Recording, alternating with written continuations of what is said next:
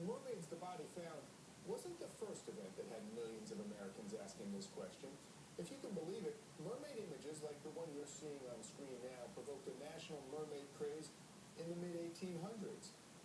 In 1842, legendary showman P.T. Barnum unveiled the Fiji Mermaid to audiences, causing America's first mermaid obsession.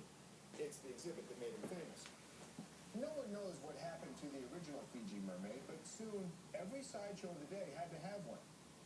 What we're looking at now are some of the hundreds of knockoffs that survived from the time, but it was another mermaid in Barnum's collection that may be even more interesting to us today.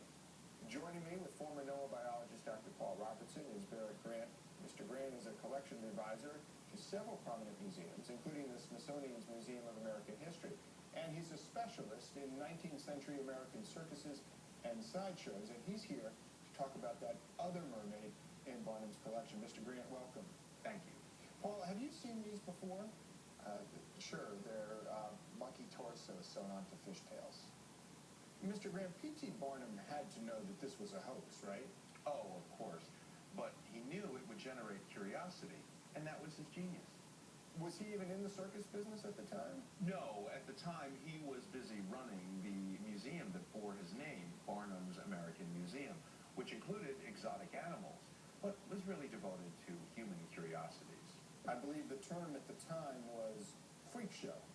Yes, P.T. Barnum had the albino twins, he had the human giants, he had dwarves, but the real big attraction at his museum was the Fiji Mermaid. But the Fiji Mermaid wasn't his only mermaid. No, it wasn't. Years after the Fiji Mermaid craze had died down, Barnum heard about another exhibit making the rounds in a small traveling sideshow out west called the Real Mermaid. It was very, very popular, generating huge interest. What we're looking at now is a shot of crowds lining up to see the Real Mermaid? That's right. These photos depict the National Circus sideshow that sold the Real Mermaid to Barnum. You brought with you a flyer from that era that Barnum used to advertise and help promote his attraction. Yes, this is a 19th century flyer that was touting the grand exhibit that P.T. Barnum was planning.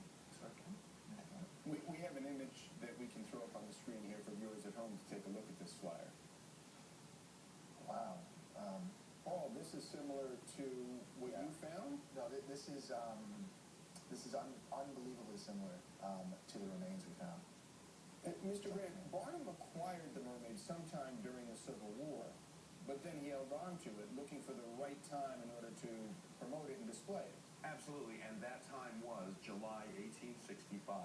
The Civil War had ended.